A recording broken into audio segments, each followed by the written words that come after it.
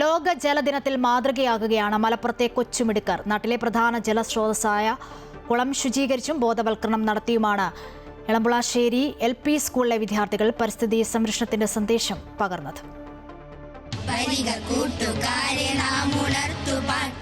ശുദ്ധജലത്തിന്റെ വിലയറിഞ്ഞ് തങ്ങൾ വളരുന്ന മണ്ണിലെ ജലസ്രോതസ്സുകളെ ചേർത്തുപിടിക്കുകയാണ് തേഞ്ഞിപ്പലത്തെ കുരുന്നുകൾ.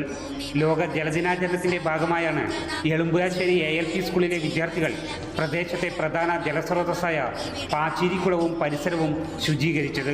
കുളത്തിനു ചുറ്റും അടിഞ്ഞുകൂടിയ പ്ലാസ്റ്റിക് മാലിന്യങ്ങൾ പൂർണ്ണമായും ശേഖരിച്ച വിദ്യാർത്ഥികൾ അവ പുനരുപയോഗത്തിനായി തരംതിരിച്ചു.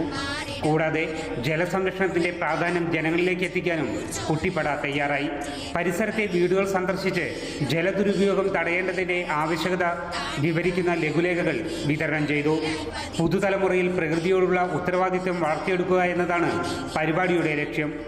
നമ്മൾ തേഞ്ഞിപ്പലത്തെ പ്രധാന ജലസ്രോതസ്സാണ് പാച്ചിരിക്കുളം. ഈ പാച്ചിരിക്കുളത്തിന്റെ പരിസരം വൃത്തിയാക്കാനാണ്. നമ്മളെ ഈ കുളങ്ങളൊക്കെ വൃത്തിയാക്കേണ്ടതുണ്ടോ അതോ ചീത്തയായി പോയാൽ മതിയോ? ജലം വരുന്ന ഒരുപാട് സ്രോതസ്സുണ്ട്. ഏതൊക്കെയാണ്? കിണർ, കുളം, പുഴ, തോട്, അരുവികളൊക്കെ അല്ലേ. ഇതൊക്കെ നശിച്ചു പോയാൽ നമുക്ക് നമ്മുടെ ജീവന്റെ അപകടത്തിലാവും ആവൂലേ. അതിശക്തമായ അതിരൂക്ഷമായ ജലക്ഷാമം വന്നുകൊണ്ടിരിക്കുകയാണ് ഏപ്രിൽ മെയ്യിലൊക്കെ.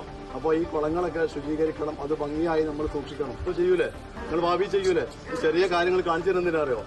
നിങ്ങൾ വീട്ടിൽ വേസ്റ്റ് കൊണ്ടിരുന്നുണ്ടെങ്കിൽ ഇങ്ങനത്തെ വേസ്റ്റൊക്കെ പെറുക്കിയിട്ട് നമ്മൾ എന്ത് ചെയ്യണം? ഹരിത കർമ്മസേനക്ക് കൊടുക്കണം. കേരള സംസ്ഥാന ശാസ്ത്ര സാങ്കേതിക പരിസ്ഥിതി കൗൺസിലും കേന്ദ്ര പരിസ്ഥിതി വന കാലാവസ്ഥാ വ്യതിയാന മന്ത്രാലയവും സംയുക്തമായി നടപ്പിലാക്കുന്ന പരിസ്ഥിതി വിദ്യാഭ്യാസ പരിപാടിയുടെ ഭാഗമായാണ് ശുചീകരണ പ്രവർത്തനങ്ങൾ.